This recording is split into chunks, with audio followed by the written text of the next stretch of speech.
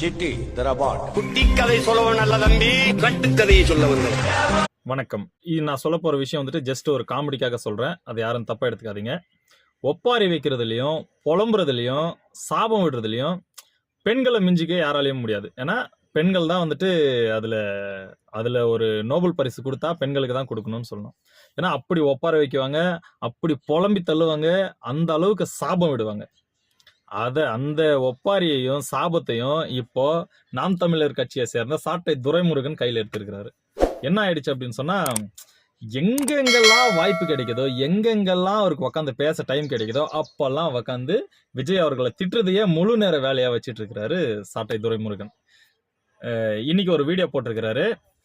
அந்த வீடியோவில் முழுக்க அந்த 22 நிமிஷமும் விஜய் அவர்களை எந்த அளவுக்கு வசைப்பாட முடியுமோ அந்த அளவுக்கு வசைப்பாடியிருக்காரு. என்னன்னா, விஜய் அவர்கள் தாவேக்கால இருந்து ஒரு அறிக்கை வந்தது. அதிமுக கட்சியுடனான எங்களுக்கு கூட்டணி இல்லை அப்படின்னு சொல்லி. அது எதனால வந்திருக்கும் அப்படின்னு சொன்னா, நிறைய பேர் வந்துட்டு பேசிட்டு இருக்கிறாங்க, இது டிஎம்கே ஊழல் கட்சினா டிஎம்கே கூட கூட்டணி இருக்காது, நீங்க அதை தான் எதிர்க்கிறீங்க, அப்ப அதிமுக மட்டும் ஊழல் கட்சி இல்லையா, அப்ப அதை பத்தி எதுவுமே பேசலையே, அப்ப அதிமுக கூட உங்களுக்கு கூட்டணி இருக்கா அப்படின்ற ஒரு விமர்சனங்களும் பேச்சுவார்த்தையும் போயிட்டு இருக்கு சோசியல் மீடியால. அதனால எங்க இப்படி கட்டமைச்சிருவாங்களோ அப்படின்றதுனால இவங்க இந்த அறிக்கையை விட்டுருக்கலாம், எங்களுக்கு அதிமுகவுடன் கூட்டணி இல்லை அப்படின்னு சொல்லி அறிக்கை விட்டுருக்கலாம். ஆனா இந்த மாமா பையன் என்ன சொல்லிட்டு இருக்காருன்னா, சாரி நம்ம யாரையும் அந்த மாதிரி தரக்குறைவா பேசுறது இல்லை, ஆனா இன்னைக்கு வீடியோல இவர் பேசின வார்த்தைகளை பார்க்கும்போது நம்மளுக்கு அந்த அளவுக்கு கோபம் வருது. என்ன பேசியிருக்காருன்னா, சாட்டை துரைமுருகன் வந்து விஜய் அவர்களுக்கு கூடின கூட்டத்தை விட அல்லு அர்ஜுனுக்கு புஷ்பா 2 படத்தோட ஆடியோ லான்ச்ல 4 மடங்கு அதிகமா கூடி இருக்கிறாங்க அப்படின்னு சொல்றாரு. சரி, 4 மடங்கு அவருக்கு அல்லு அர்ஜுனுக்கு அதிகமா கூடினாலுமே அதுல என்ன பிரச்சனை இருக்கு? யாருமே வந்து விஜய் அவர்கள் வந்துட்டு கூட்டம் கூடினதுனாலேயே ஜெயிச்சிருவாரு அப்படின்னு சொல்லல. ஏன்னா நீங்க தான் வயிற்றுலையும் வாயில அடிச்சுன்னு பதறிட்டு இருக்கீங்க. நாம் தமிழர் கட்சியிலிருந்து கொத்து கொத்தா போயிட்டு இருக்காங்க. 100 பேர் 200 பேருன்னு சொல்லி போய் டிவிக்கேல ஜாயின் ஆயிட்டு இருக்காங்க. எங்களுக்கு விஜய் வேணும் சொல்லிட்டு. அப்பனா இத்தனை நாள் நாம் தமிழர் கட்சியை ஃபாலோ பண்ணிட்டு இருந்த கூட்டம் எல்லாம் விஜய் அவர்களோட ரசிகர்களாக தான் இருந்திருக்கிறாங்க. இப்ப இன்னைக்கு இவர் பேசி இருக்கிறதே ரசிக சிகாமணி குஞ்சுகள், விசில் அடிச்சான் குஞ்சுமணிகள் அப்படின்னு சொல்லிட்டு ஒரு வார்த்தை யூஸ் பண்றாரு. அப்போ விசில் அடிச்சான் குஞ்சுமணிகள் தான் இவ்வளவு நாள் உங்க கட்சியில டிராவல் பண்ணிட்டு இருந்தாங்க. இப்ப அந்த குஞ்சுமணிகள் வெளியே போயிட்டாங்க அப்படின்றதுனால உங்களால தாங்க முடியாம அப்படியே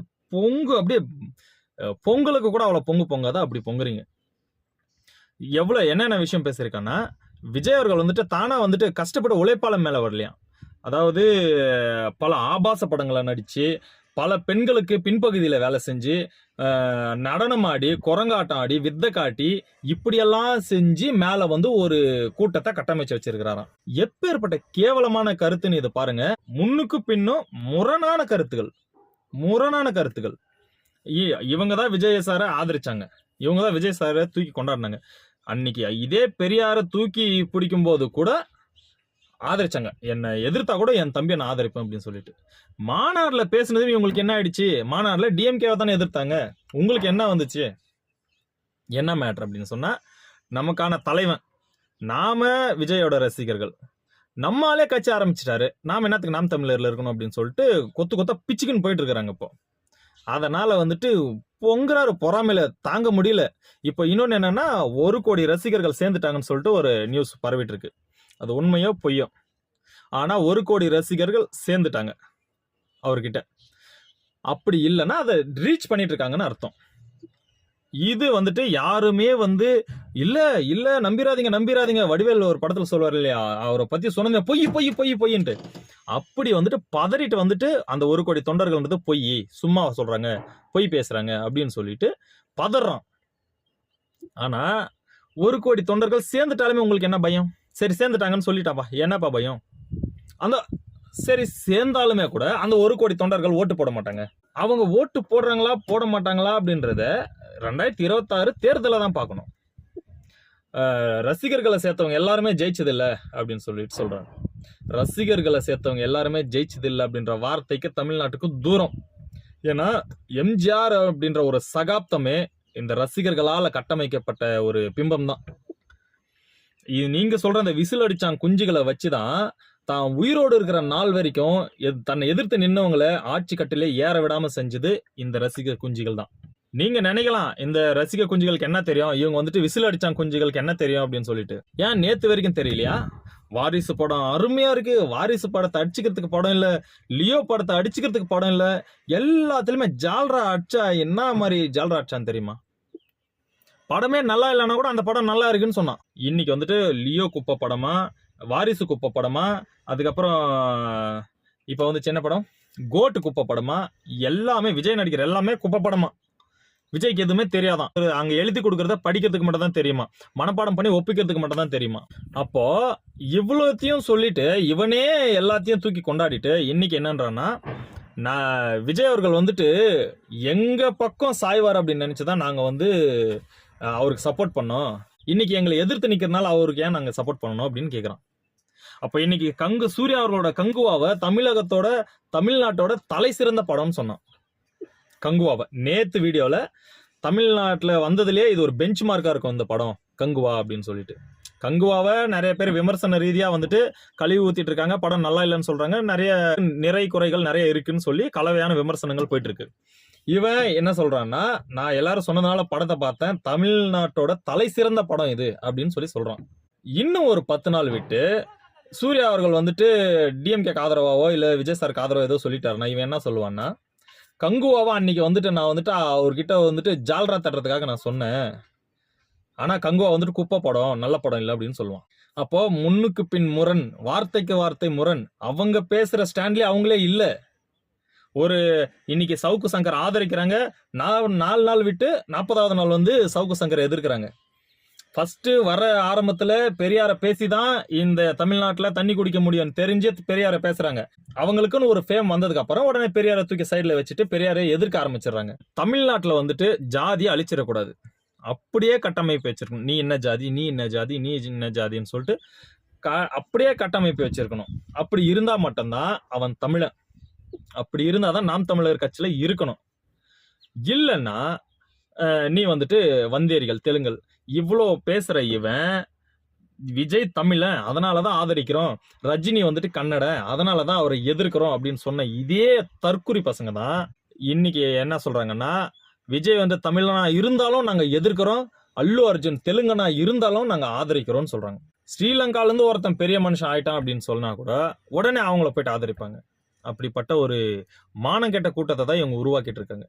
அது மட்டும் இல்லாம யார் யாரெல்லாம் விஜய் அவர்களுக்கு எதிராக திருப்பி விட முடியுமோ அத்தனை பொய் புரட்டுகளையும் சொல்லி விஜய் அவர்களுக்கு எதிராக திருப்பி விட்டுட்டு இருக்காங்க. கங்குவா படத்தை கட்சி சார்ந்ததான் அதை நிறைய பேர் எதிர்த்துட்டு இருக்காங்க. அவர் வந்துட்டு ஒரு குறிப்பிட்ட கட்சிக்கு எதிரான கருத்துக்களை அவர் படங்கள்ல வச்சதுனால, அவர் எஜுகேஷன் கொடுக்கறதுனால அவங்கெல்லாம் சேர்ந்து இன்னைக்கு இது நேரம் பார்த்து அவர் அடிக்கணும்னு சொல்லிட்டு அடிச்சிட்டு இருக்காங்க. இவன் என்ன சொல்றான்னா, விஜய் ரசிக குஞ்சுகள் தான், அதாவது விஜயோட ரசிக சிகாமணி குஞ்சுகள் தான் இந்த படத்துக்கு எதிராக வந்துட்டு நிறைய ட்ரோல்ஸ் போட்டுட்டு இருக்காங்க அப்படின்னு சொல்லி சொல்றான். என்னன்னா, விஜய் அவர்களுக்கு எந்தெந்த பக்கத்துல இருந்தெல்லாம் வெறுப்பை சம்பாதிச்சு தர முடியுமோ, யாரையெல்லாம் அவருக்கு எதிராக திருப்பி விட முடியுமோ திருப்பி விடுறது. அதாவது கருத்துள்ளவன் கருத்தா எதிர்ப்பான், கருத்து இல்லாதவன் அவதூற கையில் எடுப்பான். இது யார் சொன்ன தெரியுமா? நாம் தமிழர் கட்சியை சேர்ந்த சீமான் தான். பெண்களுக்கு வந்துட்டு பின்பகுதியில வேலை செஞ்சோம், நீங்க வந்துட்டு பல தற்குறித்தனமான படங்களையும் கொடுத்துதான் இந்த இடத்துக்கு வந்திருக்கிறீங்க அப்படின்னு சொல்லி அவரை மட்டமான விமர்சனங்களையும் மட்டமான வார்த்தைகளையும் உபயோகப்படுத்தி பேசுறதுன்றது எவ்வளவு கேவலமான விஷயம். ஆனா ஒண்ணு மட்டும் இப்பவும் வந்துட்டு இதோட தொடர்ந்து 3 வீடியோல சொல்லிட்டேன், நாம் தமிழர் கட்சி அழிய போறது இந்த சாட்டை துரைமுருகனால மட்டும்தான் அப்படின்றது வந்துட்டு நமக்கு தெளிவா தெரியுது. ஏன்னா இவன் முடிவு எடுத்துட்டான், நாம் தமிழர் கட்சியை ஒழிச்சு கட்டாம விட மாட்டேன்னு சொல்லிட்டு. ஏன்னா வெளியில இருந்து யாராச்சும் அதை அழிச்சாங்க அப்படின்னு சொன்னா அது வந்துட்டு பேர் வந்துட்டு இவங்க வந்ததுனாலதான் நாம் தமிழர் கட்சி அழிஞ்சு போயிடுச்சு அப்படின்ற பேர் வந்துடும் சொல்லிட்டு நாமளே ஒழிச்சு கட்டி முடிச்சிடணும், சமாதி கட்டிடணும் நாம் தமிழர் கட்சிக்கு அப்படின்னு சொல்லி ஒரு முடிவெடுத்துதான் சாட்டை துரைமுருகன் இப்ப விஜய்க்கு எதிராக வந்துட்டு தொடர்ந்து வன்மங்களை பரப்பிட்டு இருக்கு. இதோட முடிவு என்ன அப்படின்றத நமக்கு தெரிஞ்சு போச்சு. இன்னும் இருக்கிறவங்களும் பிச்சுட்டு போயிட்டு டிவிக்கு எல்லாம் சேர போறாங்க. சீமான் அண்ணனே சொல்லியிருக்கிறாரு, நம் மீது வைக்கப்படும் விமர்சனங்கள் வந்து வெறும் சொற்கள் தானே தவிர அது நம்மை காயப்படுத்தும் கற்கள் அல்ல அப்படின்னு சொல்லிட்டு சீமான் அண்ணனே அடிக்கடி சொல்லுவாரு. அப்போ தொடர்ந்து நீங்க பேச பேச பேச பேச உங்க தண்டவாளம் வெளியில கொண்டு வர போறாங்க விஜய் ரசிகர்கள். இன்னும் இருக்கிறதெல்லாம் பிச்சுக்கிட்டு போக போகுது. இன்னும் விஜயலட்சுமியும் வர போறாங்க, விஜயலட்சுமியும் பேச போறாங்க. ஒவ்வொருத்தரா பேசி பேசி பேசி பேசி நாம் தமிழர் கட்சி காணாம போக போகுது. கடைசியா ஒரு விஷயத்த சொல்லிக்க விரும்புறேன். தமிழகத்தை பொறுத்த வரைக்கும் இன்னைக்கும் சரி, என்னைக்கும் சரி, இன்னும் 50 வருஷம் கழிச்சும் சரி, இன்னும் 100 வருஷம் கழிச்சும் சரி, பெரியாரை தவிர்த்துட்டு ஒரு அரசியலை முன்னெடுக்கிறது அது ஆபத்தான அரசியல். அப்பேற்பட்டவங்களை நம்ம பின்தொடர்ந்தோம்னா இது ஒரு ரைட் விங் பாலிடிக்ஸாக தான் போவோம். அது மட்டும் இல்லாம ஒரு பிற்போக்குத்தனத்துக்கான அடித்தளத்தை தான் நம்ம போட போறோம். அதனால பெரியார் வாழ்க. இன்னைக்கும் என்னைக்கும் பெரியாரை பின்பற்றுவோம். பெரியாரை யாரெல்லாம் தூக்கி பிடிக்கிறாங்களோ அவங்க பக்கம் நம்ம சப்போர்ட் நிற்போம். இதுதான் நாகரிகமான அரசியலுக்கு வித்திடும். நன்றி. நடுவுல உன்னோட உக்காந்து நாம் பேச நல்ல இடம்தான். இந்த இடத்துல ஸ்ருதி விலகிடுச்சு.